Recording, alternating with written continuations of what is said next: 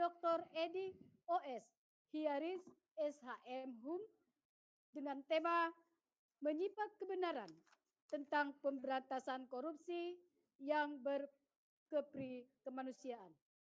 Dipersilakan. Assalamualaikum warahmatullahi wabarakatuh.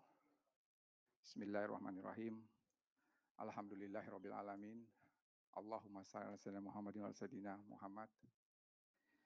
Yang terhormat Bapak Bambang Susatyo, Ketua Majelis Permusyawaratan Rakyat, Bapak Lanyala Mataliti, Ketua Dewan Perwakilan Daerah, Ibu Puan Maharyani, Ketua Dewan Perwakilan Rakyat, Sohibul Bait, pemilik hajat, yang terhormat Bapak Irman Gusman, mantan Wakil Presiden Bapak Yusuf Kala, Bapak Insinyur Akbar Tanjung, Bapak Viva Yoga, para narasumber, Pak Fahri Hamzah, Pak Hamdan Zulfa, dan Bapak Ibu serta adik-adik peserta webinar yang berbahagia. Saya diminta untuk berbicara dalam acara bedah buku dengan judul Menyimak Kebenaran, Drama Hukum Jejak Langkah dan Gagasan Irman Gusman. Tidak banyak yang ingin saya bicarakan, tapi saya mau memulai dengan ada suatu old maxim atau suatu adagium yang berbunyi Vox audita perit, litera scripta manet. Vox audita perit. Sesuatu yang terdengar itu akan segera hilang. Litera scripta manet. Tetapi apa yang tertulis itu tidak akan pernah hilang. Artinya apa? Saya menyambut baik pengalaman hidup Pak Irman Gusman yang ditulis dalam buku, dan ini adalah buku yang ketiga, Menyimak Kebenaran, Drama Hukum Jejak Langkah dan Gagasan Irman Gusman, sebab apa yang tertulis itu akan tetap tinggal, dan ketika orang membacanya akan terpatri di dalam hati sanubari, di dalam pikirannya, dan akan diambil manfaat, akan diambil faedah dari apa yang dibacakannya atau apa yang telah ia bacakan.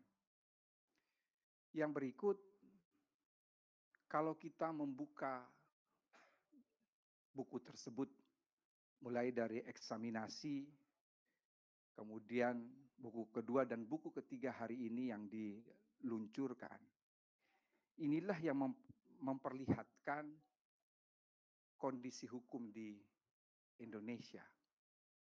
Saya ingin mengatakan bahwa hukum yang sekarang berlaku di Indonesia, ini kita masuk pada fase hukum modern. Dalam fase hukum modern, hukum itu bersifat netral. Namun sayangnya, kenetralan hukum itu tidak bisa menjamin bahwa yang menang adalah yang benar dan yang salah adalah yang kalah. Mengapa demikian? Because law is the art of interpretation. Hukum itu adalah seni berinterpretasi. Sehingga sekali lagi saya tekankan, belum tentu yang menang itu adalah yang benar dan yang salah itu adalah yang kalah. Teman-teman yang berkecimpung di dunia ekonomi melakukan suatu studi analisis ekonomi terhadap kinerja aparat penegak hukum. Dan di situ dikatakan bahwa aparat penegak hukum itu dikategorikan sebagai profit maximizer, pengganda keuntungan yang luar biasa. Mengapa? Sebab yang tahu persis bagaimana aparat hukum itu bekerja adalah mereka sendiri.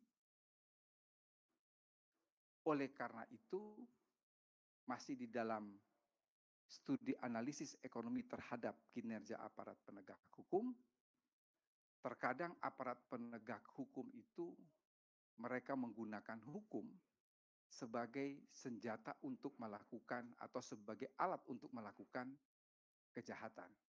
Ini yang kemudian kita kenal dengan istilah law is a tool of crime. Dan itu yang kemudian menjadi sorotan bagi kita bersama, dan terutama adalah mereka yang bertugas untuk mengadili dan memutus perkara. Karena di dalam studi analisis ekonomi terhadap kinerja aparat penegak hukum, hakim itu dia untouchable. Kalau dia mau melakukan kejahatan dengan menggunakan palu hakimnya, insya Allah itu tidak akan tersentuh. Karena atas nama hukum itu, dia kemudian mencoba mencari dasar-dasar pembenaran, baik untuk menghukum pelaku maupun untuk membebaskan pelaku. Oleh karena itu sebenarnya, kalau kita mau berujuk kepada hukum positif yang ada, saya selalu mengatakan kepada mahasiswa saya, hati-hati. Kalau Anda membaca dengan seksama pasal 183 KUHP, 183 KUHP itu sebetulnya adalah larangan, bukan suatu kewajiban. Karena dalam pasal 183 KUHP itu mengatakan bahwa hakim tidak boleh. Jadi kata-kata itu hakim tidak boleh. Kalau kata-kata tidak boleh itu berarti sifatnya larangan. Hakim tidak boleh menjatuhkan pidana kecuali, jadi asal hukumnya itu larangan. Lalu kemudian diberi klausula eksepsional. Kecuali jika berdasarkan minimum 2 alat bukti telah menimbulkan keyakinan bagi hakim bahwa terdakwalah, bahwa telah terjadi suatu tindak pidana dan terdakwalah yang melakukan tindak pidana itu. Mengapa demikian? Karena postulat yang dipakai oleh seluruh hakim di dunia ini, lebih baik dia tidak menghukum orang yang bersalah daripada dia menghukum orang yang tidak bersalah. Saya ulangi sekali lagi, lebih baik seorang hakim itu tidak menghukum orang yang bersalah daripada dia menghukum orang yang tidak bersalah. Mengapa demikian?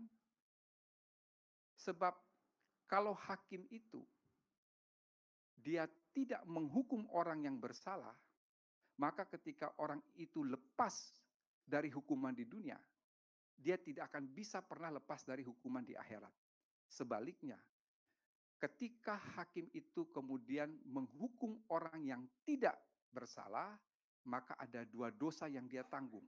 Pertama adalah dosa orang yang dia hukum padahal tidak bersalah, dan yang kedua adalah dosa dari dia diri sendiri karena salah dalam memutus. Yang berikut ingin saya katakan, dari apa yang diuraikan tersebut, ini yang selalu harus kita pahami bersama, bahwa dalam konteks peradilan pidana, sebetulnya probabilitas hakim untuk menjatuhkan pidana terhadap seseorang yang dihadapkan sebagai terdakwa di kursi persakitan, sebetulnya probabilitas itu lebih banyak tidak menghukum daripada menghukum. Jadi putusan dalam perkara pidana itu hanya ada 3 kemungkinan. 1 adalah bebas, 2 adalah lepas, 3 adalah menjatuhkan pidana. Jadi kalau kita pakai prosentase secara matematis, maka probabilitas tidak menghukum itu adalah 66,6%. Celakanya di Indonesia, kalau hakim membebaskan orang, lalu kemudian timbul satwa sangka, timbul berbagai analisis dan berbagai macam suara miring dan lain sebagainya. Sebetulnya bagaimana cara kita mengontrol putusan pengadilan, terus terang saja susah untuk kita berharap dari pers. Meskipun saya yakin di sini banyak pers yang mendengar. Karena apa? Dalam studi kejahatan, pers itu ibarat pisau bermata dua. Kadang-kadang dia bisa sebagai social control, tetapi lebih banyak sebagai humasnya penjahat. Atau boleh dikatakan dia turut melahirkan apa yang kita sebut dengan istilah trial by the pers. Jadi pers sudah lebih dulu menghakimi. Ini yang sebetulnya tidak boleh terjadi. Sehingga seseorang itu dihukum lebih pada opini publik, bukan berdasarkan fakta yang bisa dibuktikan.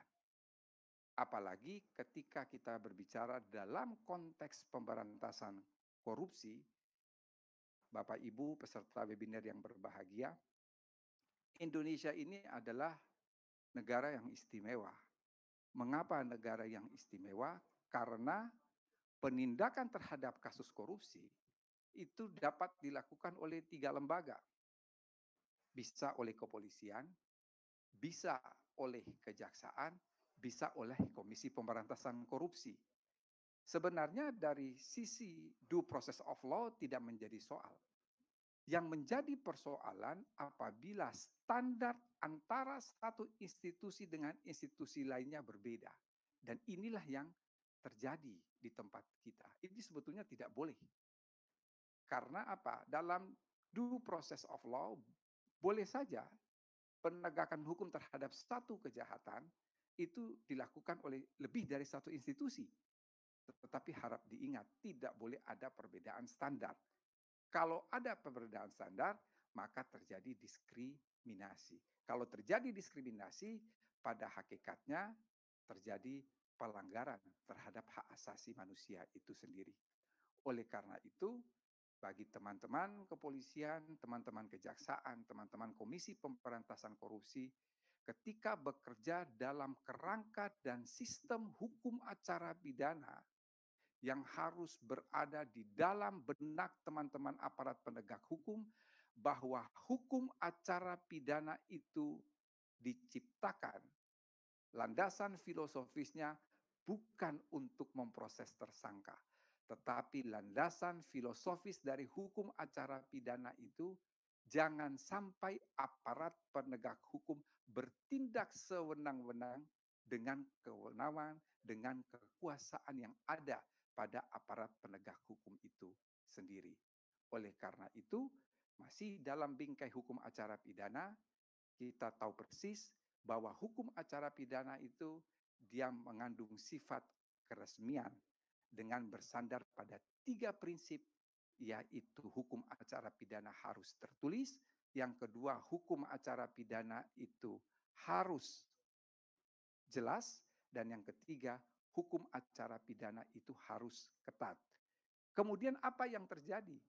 Kalau seandainya di dalam hukum acara pidana itu terdapat suatu kekosongan, atau boleh dikatakan dalam hukum acara pidana itu terjadi hal yang multi interpretasi, maka disitulah berlaku asas exceptio firmat regulam, bahwa interpretasi atau penafsiran terhadap hukum acara pidana itu sama sekali tidak boleh merugikan orang yang terperiksa, terlapor, tersangka, maupun terdakwa. Inilah mengapa sehingga memang ketika kita bekerja, ketika kita memilih profesi sebagai aparat penegak hukum, harus bersifat netral, harus bersifat tidak memihak ke kiri maupun ke kanan. Betul-betul harus strict to the rule. Nah, ini yang kemudian karena apa? Karena banyak penulis yang melakukan penelitian terhadap bekerjanya sistem peradilan pidana di berbagai belahan dunia ini sudah menulis jauh-jauh hari, ya. Kalau kita membaca bukunya King dalam A Framework of Criminal Justice System yang sudah ditulis 40 tahun yang lalu, tahun 1981, itu King mengatakan bahwa salah satu nilai dalam hukum acara pidana itu adalah bureaucratic model. Di dalam bureaucratic model itu polisi, penuntut umum, hakim itu terserah dia mau eh, lebih memilih hal-hal yang memberatkan ataukah memilih hal-hal yang meringankan, itu betul-betul tergantung pada hati nurani mereka. Jadi mau ini dibawa ke kanan, mau dibawa ke kiri, mau berada di tengah, itu sebetulnya lebih pada moral dan integritas dari aparat penegak hukum itu sendiri. Yang berikut sebelum yang terakhir, Mas Pitan yang menulis buku Menyibak Kebenaran, Drama Hukum, Jejak Langkah dan Gagasan Irman Gusman, saya terperanjat Mas Pitan membaca tulisan Mas di halaman 169. Oleh karena itu pada kesempatan yang berbahagia ini, saya memohon maaf kepada Ibu Listiana Gusman. Sebetulnya ketika acara eksaminasi di Jogja pada tanggal 18 September 2018, waktu itu saya buru-buru meninggalkan ruangan karena ujian disertasi waktu itu sudah dimulai. Jadi saya sama sekali tidak maksud menolak uluran tangan ibu untuk bersalaman, tapi karena saya waktu itu keburu oleh waktu, sehingga saya ditulis oleh Mas Pitan di dalam buku halaman 169, buku Menyibak Kebenaran ini, kok seakan-akan tidak mau bersalaman dengan Ibu Listiana Gusman, padahal sesuatu yang sebetulnya tidak disengaja, betul-betul itu adalah by accident. Oleh karena itu melalui forum ini saya ingin menyampaikan permohonan maaf mumpung masih dalam suasana Hari Raya Idul Fitri. Yang terakhir, apa yang bisa kita petik dari buku ini? Kalau putusan pengadilan, kinerja aparat penegak hukum tidak bisa lagi dikontrol oleh pers, maka satu-satunya lembaga, satu-satunya institusi yang bisa melakukan kontrol terhadap kinerja aparat hukum, especially terhadap putusan pengadilan, itu adalah perguruan tinggi. Bagaimana cara perguruan tinggi melakukan kontrol? Tidak lain dan tidak bukan, perguruan tinggi melakukan kontrol sebagaimana yang telah dilakukan oleh Pak Irman Gusman bersama tim kuasa hukumnya, yaitu melakukan eksaminasi atau anotasi terhadap putusan pengadilan. Inilah yang terjadi di negara-negara modern, Bapak Ibu, seperti misalnya di Belanda. Setiap putusan pengadilan begitu inkrah, putusan pengadilan itu dikirim ke perguruan tinggi, ke fakultas-fakultas hukum yang ada di perguruan tinggi. Untuk apa? Untuk melakukan anotasi terhadap putusan pengadilan. Dan disitulah karir dari seorang hakim akan ditentukan. Kalau putusan itu mengandung kesesatan, sehingga secara teoretik timbul banyak celaan, timbul banyak cercaan dari kalangan akademisi, maka tamatlah riwayat jenjang karir hakim tersebut. Ini saya kira yang dilakukan oleh Pak Irman Gusman dan tim kuasa hukum, melakukan eksaminasi terhadap putusan pengadilan, ini sesuatu yang perlu ditiru untuk melakukan social control terhadap putusan pengadilan yang boleh saya katakan untouchable. Dia tidak tersentuh. Yang paling terakhir, ini saya sampaikan khusus kepada Pak Irman Gusman. Kemudian juga tadi saya lihat ada Pak Nyala Mataliti yang membuka acara ini. Dan mungkin Bapak Ibu yang sedang ada dalam permasalahan hukum. Saya ingin mengatakan begini. Putusan hakim di dunia yang menyatakan kita bersalah, belum tentu di akhirat putusan itu akan menyatakan kita bersalah. Mengapa? Karena tidak ada keadilan di dunia. Ini sudah di-state oleh Allah Subhanahu wa taala dalam surat At-Tin ayat terakhir. Di situ kalimatnya adalah alaisallahu biahkamil hakimin. Bukankah Allah itu adalah hakim yang seadil-adilnya? Bagi saya seorang hukum ketika membaca teks itu harus diterjemahkan secara a contrario, bahwa di luar Allah Subhanahu wa taala itu tidak ada yang adil. Karena Allah adalah hakim yang seadil-adilnya. Sehingga mungkin saja di pengadilan dunia ini Bapak Ibu yang sedang berurusan dengan hukum dinyatakan bersalah. Tetapi belum tentu di yaumil mizan, pada hari pertimbangan, di yaumil akhir, pada hari akhir, Bapak Ibu akan dinyatakan bersalah. Kurang dan lebihnya saya mohon maaf. Billahi taufiq wal hidayah. Wassalamualaikum warahmatullahi wabarakatuh. Sekian dan terima kasih.